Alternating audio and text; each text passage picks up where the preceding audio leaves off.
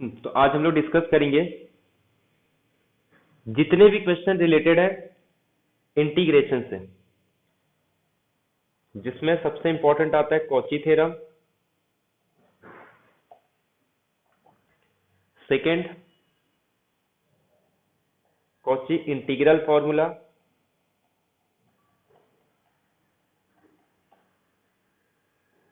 और residue theorem. तो integration के जितने भी क्वेश्चन आते हैं वो सब इसी थ्योरम से बन जाते हैं। एक तो कॉची थ्योरम से, कॉची थ्योरम पे डायरेक्ट क्वेश्चन नहीं आता, बल्कि जब हम लोग इसका यूज करते हैं तो वहां पे कॉची थ्योरम का यूज किया जाता है, बट डायरेक्ट कॉची थ्योरम के क्वेश्चन नेट में डायरेक्ट देखने को नहीं मिलते। कॉची इंटीग्रल फॉर्मूला और रेसिड्यू थ्योरम, ये ऑलरेडी इसके पहले भी जो कॉम्प्लेक्स का फर्स्ट लेक्चर था वहां पे हम लोग डिस्कस कर चुके हैं। तो डायरेक्ट क्वेश्चंस के थ्रू जितने भी क्वेश्चन आए 2011 से लेके वो सारे क्वेश्चन डिस्कस करेंगे। इससे क्या होगा कि जितने भी टाइप के क्वेश्चन पूछे जाते हैं वो सब अपने को पता चल जाएगा। ठीक है, तो एक एक करके मैं क्वेश्चन दिखाता हूँ और ट्राई करना है कि इससे रिलेटेड जितने भी क्वेश्चन है, मतलब इसमें रॉन्ग होने के चांसेस तो होते नहीं है, बट कितने कम टाइम में करते हो ये इंपॉर्टेंट है। क्योंकि इसके जितने भी क्वेश्चन है आप इसका भी यूज कर सकते हो, कॉची इंटीग्रल फॉर्मूला का भी, या फिर रेसिड्यू थ्योरम का भी यूज कर सकते हो। बट इस क्वेश्चन का चाहे वो 4.75 मार्क्स का हो या 3 मार्क्स का हो, मैक्सिमम 1 to 2 मिनट लेना है। 2 मिनट तो बहुत मैक्सिमम हो गया। अगर वो 7.5 मार्क्स का है तो 2 मिनट, लेकिन अगर 3 मार्क्स का है तो मैक्सिमम 1 मिनट लगना चाहिए, क्योंकि ये वो क्वेश्चन है जिसमें आपका टाइम बचता है। ठीक है,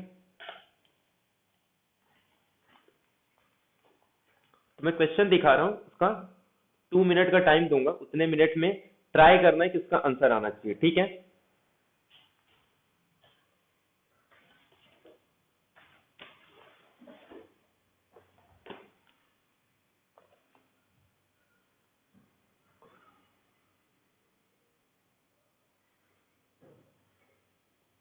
क्वेश्चन दिख रहा है सबको? एक बार यस कर दो पहले।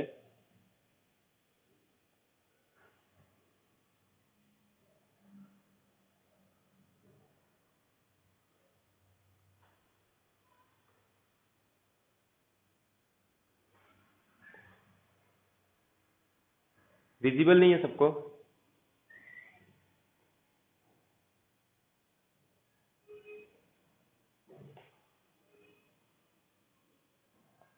अभी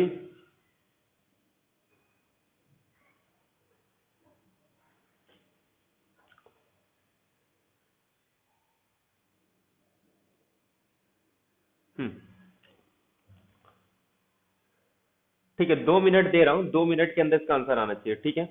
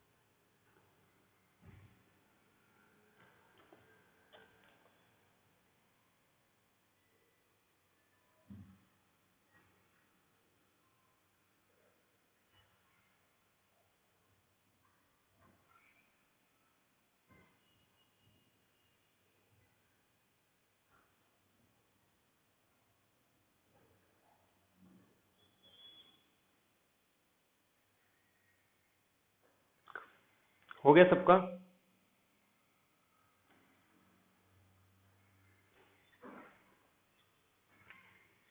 आंसर आया किसी का? और हाँ, अगर आंसर पहले से ही पता है तो फिर भी इसको ट्राई करो, क्योंकि कितना टाइम लगता है ये मैटर करता है। अगर पहले से ही पता है, अगर डायरेक्ट आंसर बता रहे हो तो कुछ मतलब नहीं है कि पता है इसके लिए आंसर बता रहे हो। सॉल्व करो और ये देखो कितना टाइम लग रहा है सॉल्व करने में।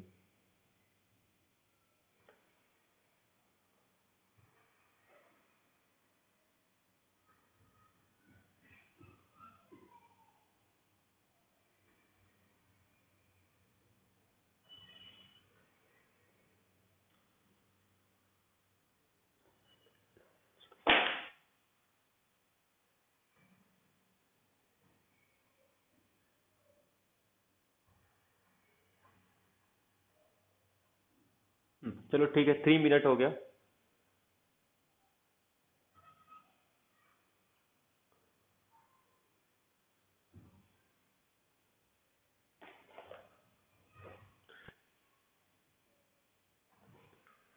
ध्यान दे यहाँ,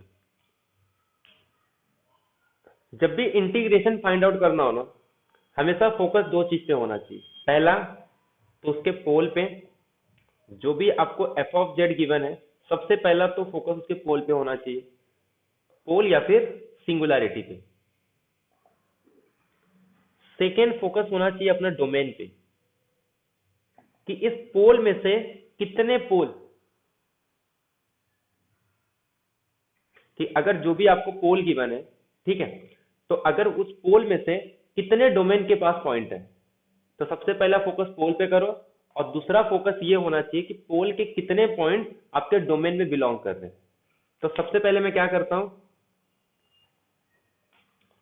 मेरे पास एफ ऑफ जेड क्या गिवन है, एफ ऑफ जेड गिवन है Z into Z minus one Z minus two. तो सबसे पहले पोल क्या है अपने पास, एक तो z is equal to zero, z is equal to one और z is equal to to.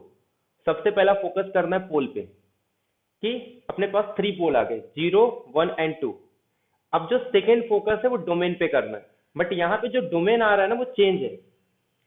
Domain क्या कह रहा है कि C R is equal to Z belongs to C such that mod Z is equal to R. अब ये r तो fix नहीं है, अब r कितना हो सकता है, 0 भी हो सकता है, 1 भी हो सकता है, 2 भी हो सकता है, 3 भी हो सकता है। अब उसमें हर एक केस दिया है, तो एक काम करो, हर एक केस में ना सबका अलग अलग क्या फाइंड आउट कर लो, रेसिड्यू कैलकुलेट कर लो। तो अब एक काम करते हैं, हर एक का अलग अलग रेसिड्यू कैलकुलेट करते हैं। अगर सपोज मेरा 0 से ग्रेटर देन है तो कितने पोल आएंगे, एक पोल। 1 से ग्रेटर देन है तो कितने पोल आ जाएंगे, 2। और अगर 3 से ग्रेटर देन है तो कितने पोल आ जाएंगे, सारे के सारे पोल आ जाएंगे। तो मैं क्या करता हूँ, हर एक का सेपरेट सेपरेट रेसिड्यू कैलकुलेट कर दे रहा हूँ।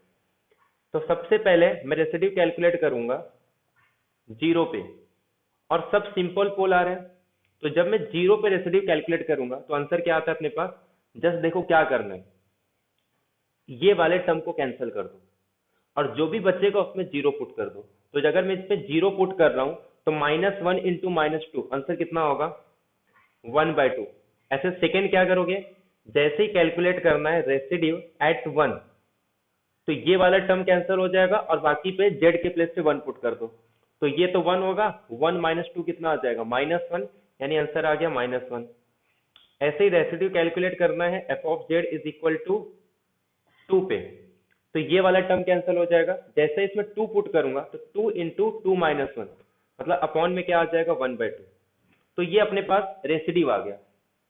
अब केस देखो, अगर मेरा रेडियस बिलोंग कर रहा है 0 to 1, इसका मतलब क्या है कि रेडियस मेरा 0 से ग्रेटर देन 1 से लेस देन है, तो इसमें कितने पोल आएंगे, सिर्फ एक ही पोल आएगा, हाफ। और अपने पास रेसिड्यू थ्योरम क्या कहता है कि 2 पाई आई इंटू जितने भी रेसिड्यू है उनको कैलकुलेट करके उनका सम कर दो। तो कितने रेसिड्यू आएंगे, सिर्फ एक आएगा, हाफ। तो जब मैं हाफ से इसको मल्टीप्लाई करूंगा तो आंसर कितना आ जाएगा, पाई आई। तो जब r बिलोंग करेगा 0 1 को तो उसका आंसर आ जाएगा पाई आई। अब सेकेंड केस में अगर वो 1 से 2 है तो कितने पोल आ रहे हैं, 0 और 1। तो 2 पाई आई को किससे मल्टीप्लाई करेंगे, जितने भी रेसिड्यू आएंगे उनको सम कर दो। तो हाफ -1 कितना होगा, -हाफ। तो जब मैं इसको माइनस हाफ से करूंगा तो ये कैंसिल होके क्या आ जाएगा, -1 और -πi।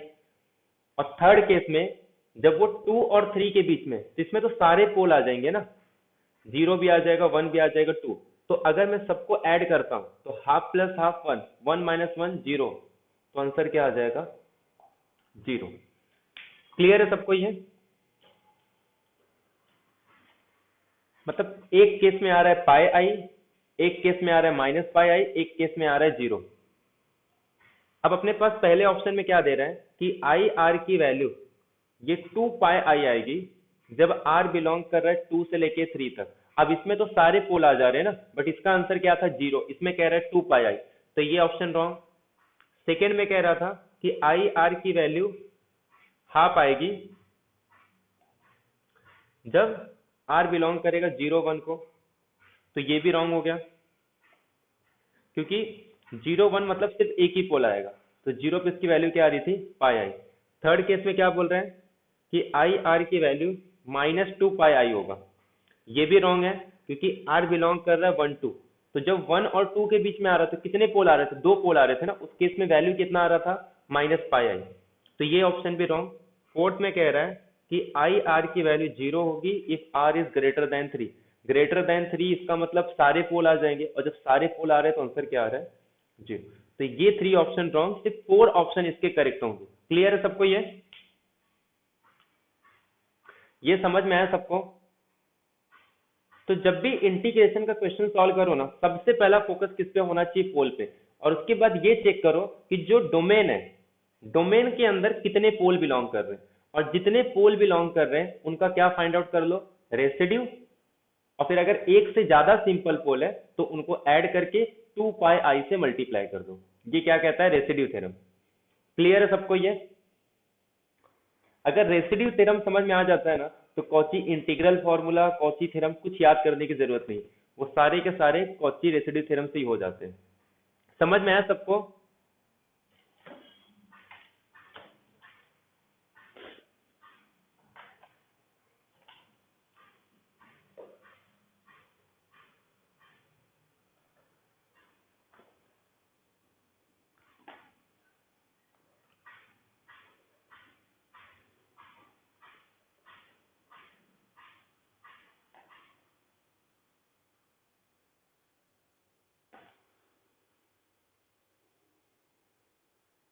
सबको विजिबल, एक बार यस कर दो पहले।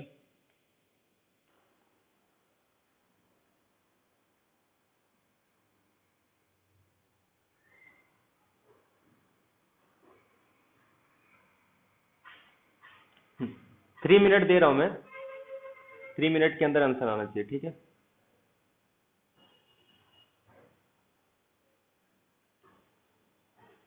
हाँ, ये गामा के है, देर गामा के इज इक्वल टू के into e raise to i k theta है। हाँ, ये जो दिख नहीं रहा है ना, वो गामा के लिखा है, और उसमें k into e raise to i k theta, where theta is between 0 to 2π।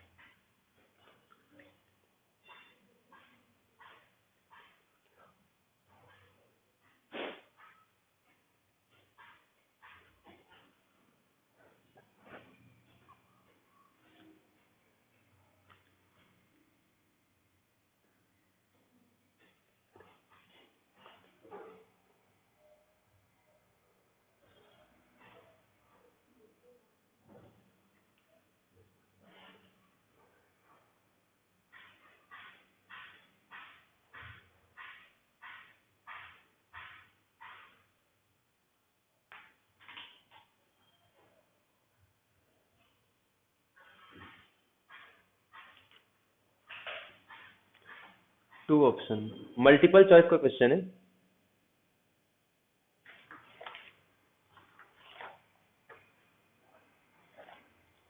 Question multiple choice का है।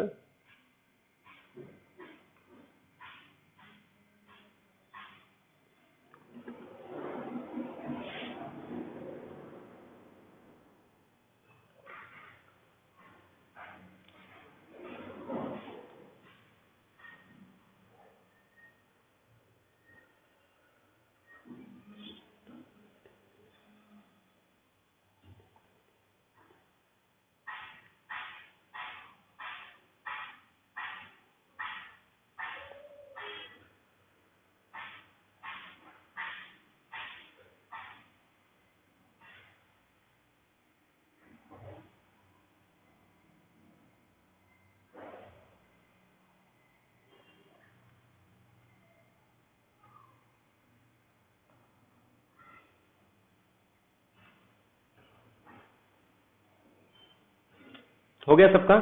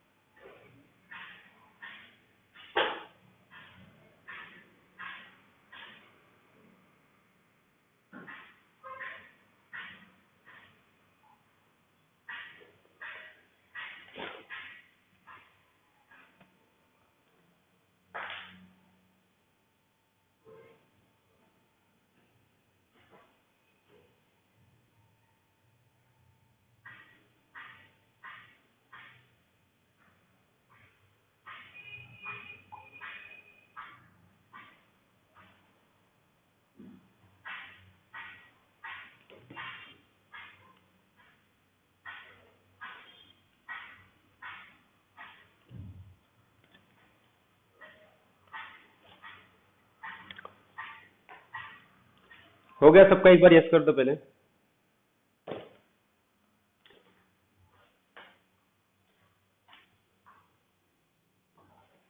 हेलो, क्या है आंसर?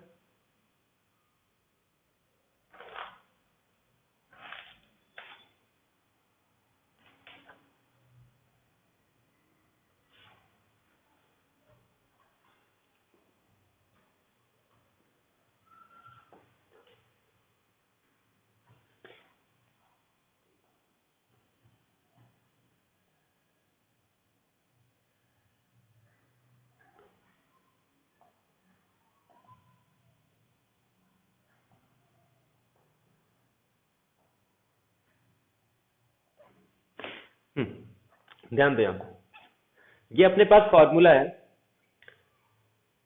इसको या तो ये फॉर्मूला याद रखो या फिर सिंपल याद रखना है कि जो भी हम लोग कॉची थ्योरम अप्लाई करते हैं या कॉची रेसिड्यू थ्योरम अप्लाई करते हैं, वो सब किसके लिए रहता है? सिंपली कनेक्टेड डोमेन के लिए होता है। अब सिंपली कनेक्टेड डोमेन मतलब जैसे किसी पॉइंट को, वो जो डोमेन है ना, वो एक ही टाइम कितने वन टाइम बाइंड कर रहा है। लेकिन अगर मैं इसी को ऐसे लिख दूं, अब ये क्या हो रहा है? ये एक ही ग्राफ वन टाइम और ये टू टाइम इसको बाइंड कर रहा है, तो इसको कभी भी सिंपली कनेक्टेड डोमेन नहीं बोलेंगे। यानी कि कोई भी ग्राफ किसी भी पॉइंट को वन से ज्यादा टाइम मतलब ऐसे कट नहीं करना चाहिए। ऐसे जब भी ऐसे कट कर देता है तो उसको बोलते हैं ये सिंपली डोमेन नहीं। तो सिंपली कनेक्टेड डोमेन किसको बोलते हैं? जब वो किसी भी पॉइंट को सिर्फ कितने टाइम बाइंड करें, सिर्फ एक ही टाइम बाइंड करना चाहिए, उसको बोलते हैं सिंपली कनेक्टेड डोमेन। अगर सपोज वो सिंपली कनेक्टेड डोमेन नहीं है, तो जिस पॉइंट के अकॉर्डिंग भी हम लोग ये फाइंड आउट कर रहे हैं, तो जस्ट उसके वाइंडिंग नंबर से उसको मल्टीप्लाई कर दो। जैसे भी यूज करते हैं ना, वैसे कैलकुलेट करो, बस लास्ट में क्या करना है, उसके वाइंडिंग नंबर से उसको मल्टीप्लाई करना। और वाइंडिंग नंबर समझ में कैसे आता है? जैसे यहाँ पे देखो, गिवन क्या दिया है अपने को? k into e raise to i k theta, where theta belongs to 0 to 2 pi. अब इसका मतलब क्या होता है? ये अपने पास रेडियस होता है और ये अपने पास ई रेस टू के आई थीटा। अगर मैं थीटा को 0 से लेकर 2 पाई तक लूं तो ये क्या आ जाएगा, ये इस तरीके से आ जाएगा। अब अगर मैं इसी को क्या करूं, k को मैं 2 कर दूं तो ये क्या हो जाएगा, एक तरफ और वाइंड करेगा।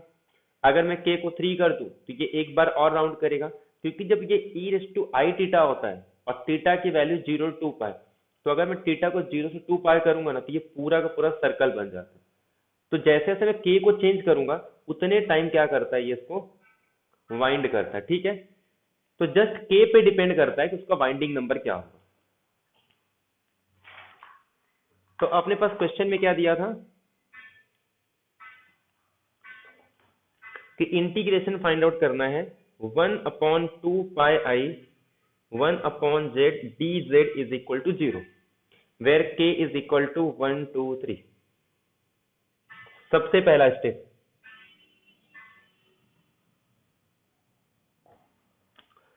इसमें k तो गिवन नहीं दिया है, ठीक है, k इसमें फिक्स नहीं, k 1 भी हो सकता है, k 2 भी हो सकता है, k 3 भी हो सकता है।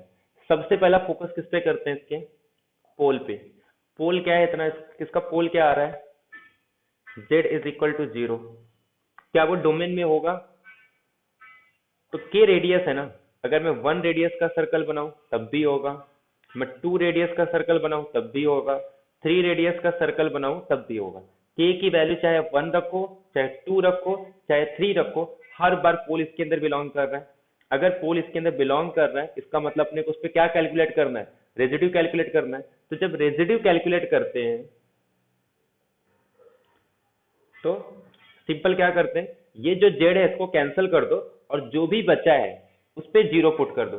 अगर मैं इसको कैंसिल कर दूं तो 1 कांस्टेंट है ना, कुछ नहीं बचा है, तो इसका मतलब इसका आंसर क्या आएगा, 1। तो हम क्या करते हैं, 2 पाई आई से इस इंटीग्रेशन को 1 से मल्टीप्लाई कर देंगे इसका रेजिड्यू से, बट यहाँ पे तो 2 पाई ऑलरेडी है ना, तो आंसर क्या आ जाएगा इसका, 1। तो ऐसे डायरेक्ट याद रख लो कि 1/2 pi I 1/z minus A dz, इसका आंसर हमेशा 2 पाई आई होगा। कब, जब a बिलोंग करेगा डोमेन को। अगर a नहीं बिलोंग करता तो हम लोग क्या बोलेंगे कि इसका इंटीग्रेशन 0 आ जाएगा, क्योंकि एनालिटिक फंक्शन होगा तो कॉची थ्योरम अप्लाई होगा। लेकिन अगर वो इंटीरियर पॉइंट, लेकिन अगर a इंटीरियर पॉइंट है डोमेन का तो आंसर क्या आ जाएगा, 2 पाई आई। क्लियर है सबको ये, अरे रे 2 पाई ऑलरेडी लिए ना ऐसा, ठीक है। अगर इसको 2 पाई आई को ये साइड लेके आते हैं तो आंसर क्या आएगा, 1। क्लियर है सबको ये समझ में आया सबको। अब देखो, अब इसमें मैं क्या ले रहा हूँ, k। अब k अगर ऊपर चले गया तो उसका मतलब क्या, अगर ये k की वैल्यू, अगर ये इंटीजर्स को बिलोंग कर रहा है, ठीक है, तो अगर माइनस होगा तब तो वो एनालिटिक फंक्शन है। 1 के लिए ऑलरेडी हम लोग देख चुके हैं। अब सपोज अगर ये k पॉजिटिव नंबर है, मतलब 1 2 3 4, तो इसका आंसर क्या होगा। तो इसमें क्या अप्लाई करो, फिर से रेजिड्यू थ्योरम कैलकुलेट करो। तो रेजिड्यू थ्योरम क्या कहता है कि पहले तो लिमिट निकालना है z माइनस ए पे, तो z हम क्या निकालते हैं, डेरिवेटिव निकालते हैं। कितने टाइम निकालते हैं, जितना अगर यहाँ पे k है तो k minus 1 time z minus a raise to k one upon z minus a raise to k one upon z minus two a k one. अच्छा, ये तो ये कैंसिल हो जाएगा और यहाँ पे क्या सिर्फ 1 है ना, और 1 का डेरिवेटिव कितना होता है, 0, क्योंकि ये टर्म तो कैंसिल हो जाएगा, सिर्फ यहाँ पे जो बचता है उसी का डेरिवेटिव लेते हैं। बट अगर ये एक कांस्टेंट नंबर है तो उसका डेरिवेटिव कितना आ जाएगा, 0। तो इसका हर केस में आंसर 0 आता है, सिर्फ एक केस को छोड़ के जब k की वैल्यू 1 आती है। तो अगर मैं ऐसे लिख दूं तो इसका आंसर हमेशा क्या आएगा, 0। ये पॉइंट क्लियर है सबको। तो आगे से इसको कैलकुलेट करने की जरूरत नहीं पड़ती, जब भी इस फॉर्म का आएगा डायरेक्ट उसका आंसर 0 लिखो। अगर के 1 नहीं है, मतलब ये फॉर्म का नहीं है, इसके हर केस में आंसर क्या आता है, 0। सिर्फ 1 के केस में 2 पाई आई, बाकी हर केस में 0। अगर यहाँ पे ऑलरेडी 2 पाई आई गिवन है तो आंसर 1 आएगा और हर केस में 0। क्लियर है सबको ये।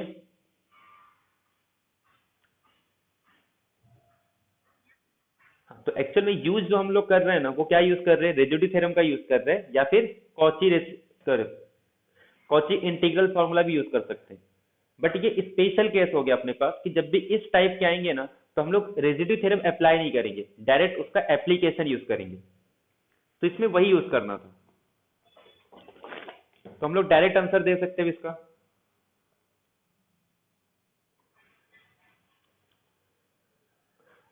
तो अब ये क्वेश्चन देख के अपने को आंसर पता चल जाएगा। देखो यहाँ पे क्या आ रहा है, इसका आंसर क्या आ जाएगा, सिंपल वन। ये कह रहा है जीरो, रॉन्ग।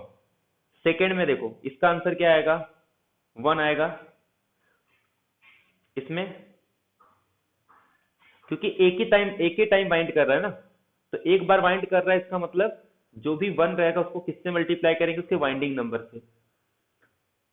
इसमें टू आ रहा है, तो वन को टू से मल्टीप्लाई करेंगे तो आंसर क्या आना चाहिए, टू।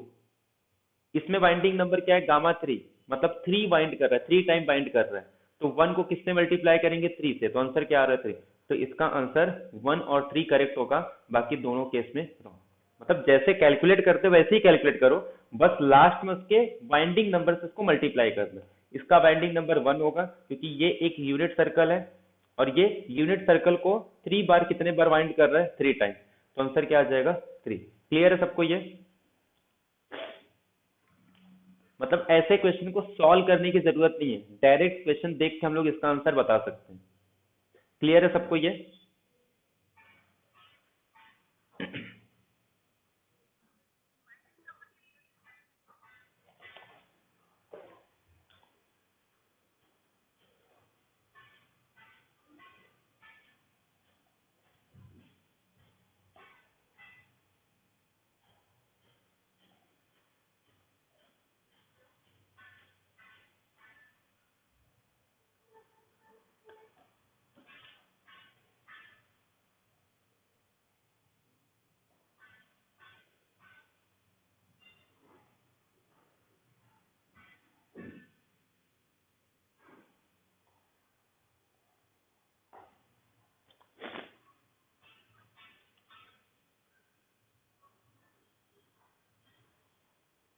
ध्यान दो, बाइंडिंग नंबर क्या होता है, जैसे ये पॉइंट है, ठीक है, ये एक पॉइंट दिया है, तो अगर कोई क्लोज कर इसको क्या कर रहा है, पूरी तरीके से समझो कवर कर रहा है, ठीक है। अब वो कितने टाइम कवर करना चाहिए, जितने टाइम इसको वो कवर कर रहा है उतना उसका वाइंडिंग नंबर होता है। और जो उसका सेंस होना चाहिए ना, वो एंटी क्लॉकवाइज सेंस होना चाहिए। तो अगर वो उसके अंदर आ रहा है तो उसका इंटीरियर सॉरी उसका वाइंडिंग नंबर वो एन इंटीजर्स होता है, जितने टाइम बाइंड कर रहा है। अगर वो बाहर आ रहा है तो उसका आंसर क्या आ जाएगा, जीरो। अगर वो एंटी क्लॉकवाइज में तो प्लस, और अगर वो क्लॉकवाइज में है तो उसका माइनस आ जाएगा। तो ये एक पॉइंट है। अगर मैं इसका पूछूं इसका बाइंडिंग नंबर क्या होगा, तो ये जो भी ग्राफ है ये इसको कितने टाइम बाइंड कर रहा है, वन टाइम। तो इसका जो बाइंडिंग नंबर आएगा उसको डिनोट करते हैं कि ये सपोज मेरे पास एक कंटूर है, ये कंटूर इस पॉइंट को एक टाइम क्या कर रहा है, कवर कर रहा है, तो इसका बाइंडिंग नंबर क्या हो जाएगा, वन। और किस डायरेक्शन में कर रहा है, एंटी क्लॉकवाइज, तो वन। ये इसको कितने टाइम कर रहे हैं, ये जो हमारे पास क्या दिया है, कंटूर दिया है, ये ए को कवर नहीं कर रहा है, ठीक है। तो इसका मतलब इसका बाइंडिंग नंबर क्या आ जाएगा, जीरो। इसमें ए वन का बाइंडिंग नंबर क्या होगा,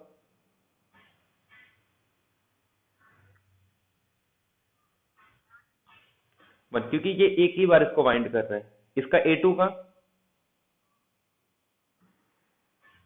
रुको रुको रुको, नहीं नहीं नहीं, माइनस वन है, क्यों, क्योंकि ये जो है ये इसको एंटी क्लॉकवाइज सेंस में कर रहा है, लेकिन ये जो है इसको ये क्लॉकवाइज सेंस में कर रहा है। तो जब वाइंडिंग नंबर कैलकुलेट करेंगे तो इसका क्या आ जाएगा, माइनस वन। क्लियर है ये।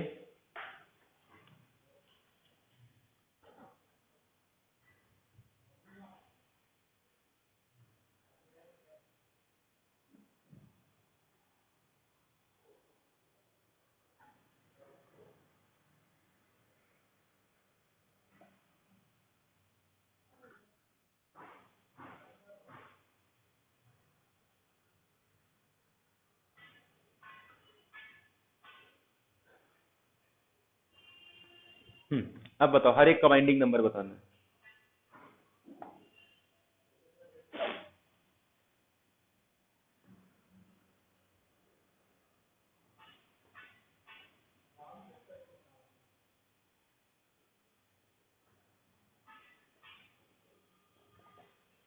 V1 का बाइंडिंग नंबर,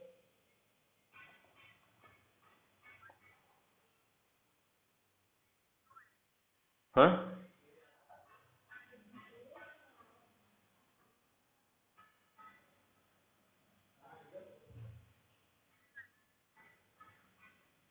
V1 का क्या आएगा, 2 आएगा या 0 आएगा?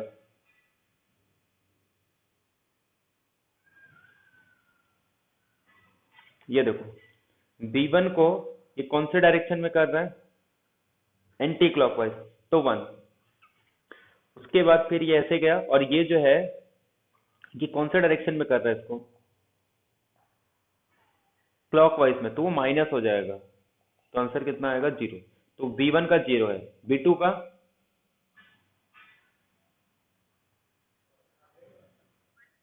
-1, और C3 का 0। क्लियर है सबको बाइंडिंग नंबर? जनरली सर्कल का ही पूछते हैं, इसमें ऐसा कुछ रहता नहीं है, वही स्टैंडर्ड एग्जांपल है, जब भी पूछेंगे ना यही पूछेंगे, और कुछ पूछते नहीं है लोग, वेर के यही पूछेंगे। समझ जाने का, एक सर्कल है, एक के पे डिपेंड करता है उसका बाइंडिंग नंबर क्या होगा, ये तो रेडियस रहता है, ठीक है।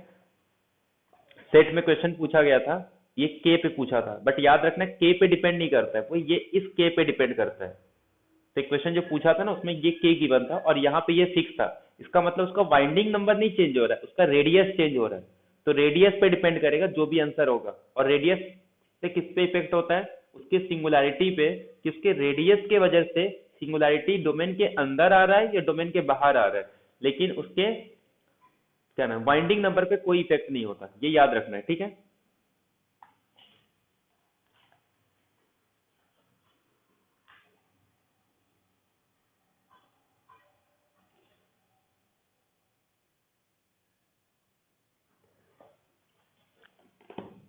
ठीक है, मैं लिख देता हूँ। हाँ, इसका आंसर सिर्फ 2 मिनट में आना चाहिए। Z² upon 4 minus Z² dz, Z+1 2, solve करो इसका। ऑप्शन ए है 0, ऑप्शन बी है -2πi, ऑप्शन सी है 2πi, ऑप्शन डी है 1।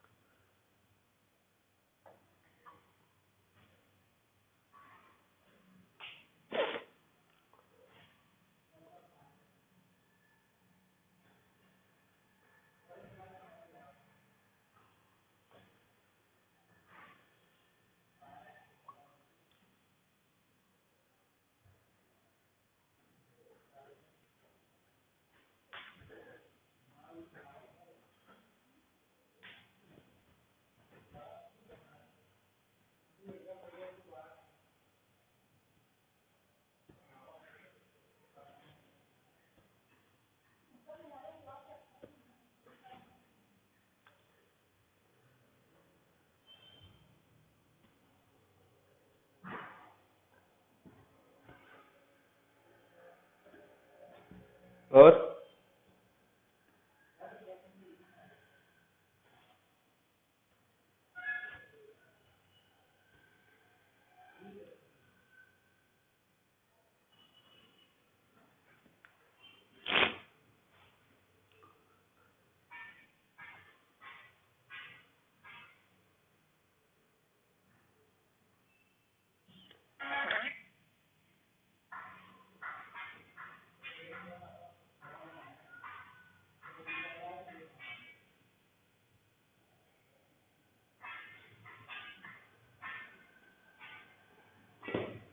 चलो देखते हैं।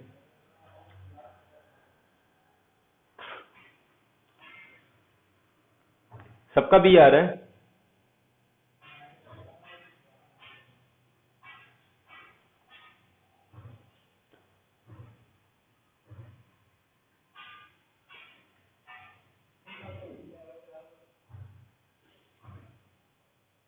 चलो 2 मिनट हो गए। तो सबसे पहला फोकस कहाँ होना चाहिए, इसके पोल पे, ठीक है। तो मैं एफ ऑफ जेड को कैसे लिख सकता हूँ, Z²अपॉन 4 माइनस जेड है ना, तो सिंपल इसको 2 माइनस जेड 2 प्लस जेड लिख सकता हूँ। अब देखो सेकेंड फोकस, डोमेन पे। डोमेन क्या है इसका? सेंटर की बात करूं तो -1 पे और इसका रेडियस 2। तो कौन सा पोल बिलोंग कर रहा है डोमेन के अंदर? इसका 1, इसका 2 है, इसका -2 है, तो -2 बिलोंग कर रहा है। तो -2 वाला फैक्टर तो कैंसिल हो जाएगा। फिर यहाँ पे क्या पुट करेंगे? -2। तो -2 का इसका मैं रेजिड्यू कैलकुलेट कर रहा हूँ, तो ये आ जाएगा 2 माइनस जेड के प्लेस पे -2, तो ये आ जाएगा 2 का स्क्वायर 4 और ये आ जाएगा 2 + 2 4, कैंसिल होके 1। तो आंसर क्या आएगा? 2 पाई आई से इसके रेजिड्यू को कैलकुलेट कर दो, तो आंसर आ गया 2 पाई आई। ऐसा किसी ने किया है? क्या हुआ? नहीं समझा नहीं मैं।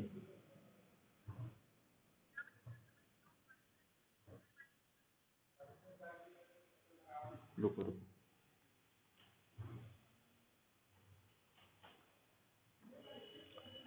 क्या गिवन है अपने को? देखो Z square 4 minus Z square ना, तो इसको क्या कर सकते हैं हम लोग? अपॉन 4 माइनस जेड स्क्वायर को मैं क्या लिख सकता हूँ? 2 माइनस जेड 2 प्लस जेड, ऐसे लिख सकता हूँ।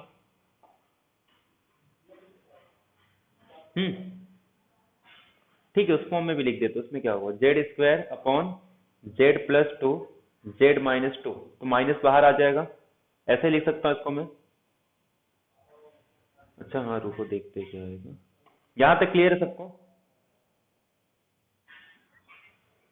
तो जब रेसिड्यू कैलकुलेट करेंगे f of Z is equal to -2 पे, तो ये आ जाएगा अपने पास limit z tending to -2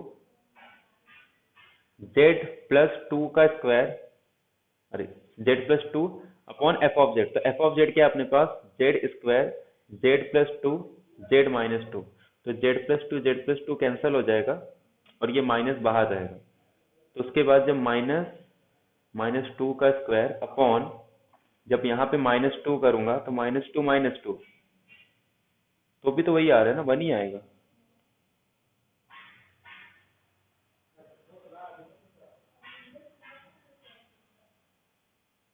one ही आ रहा है ना? कुछ प्रॉब्लम है इसमें?